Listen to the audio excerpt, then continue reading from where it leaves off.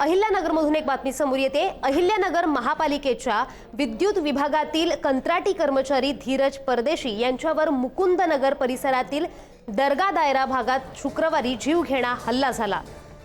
उपचारादरम्यान त्यांचा मृत्यू झालाय। या घटनेनंतर अहिल्यानगर शहरात तणावाचं वातावरण निर्माण झालेलं आहे। हिंदुत्ववादी संघटनांनी शहर बंदची हाक दिली आहे। दरम्यान धीरज परदेशी यांच्यावर हल्ला केल्याचा आरोप असलेल्या मुस्तकीम ख्वाजा मियां सय्यद, मेहराज इब्राहिम सय्यद आणि सिराज इब्राहिम सय्यद यांच्या घरांवर आता अतिक्रमण काढण्याच्या नोटिसा लावण्यात आल्या। नागरदेवळे ग्रामपंचायत प्रशासनाकडून या नोटिसा बजावण्यात आल्या। नगरपालिकेच्या विद्युत विभागातील कंत्राटी कर्मचारी धीरज परदेशी याच्यावरती हल्ला करण्यात आला होता। दरम्यान उपचारादरम्यान धीरज परदेशी याचा मृत्यू झालेला आहे।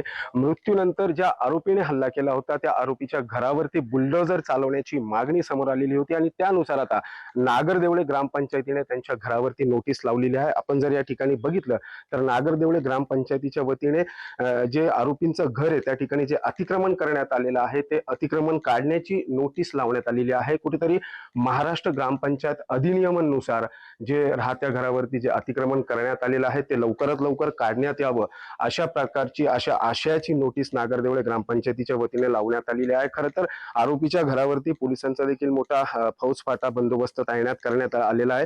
खरं तर धीरज परदेशी याच्यावरती हल्ला केल्यानंतर जे आरोपी आहे ते हैदराबाद या ठिकाणी पसार झालेले होते।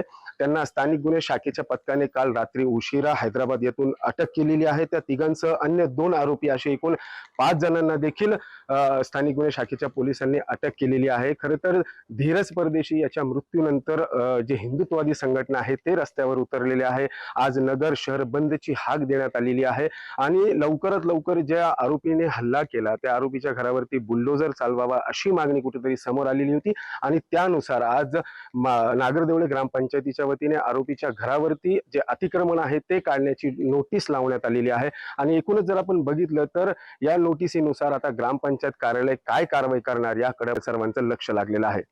उमेर सय्यद, पुढारी न्यूज, अहिल्यानगर।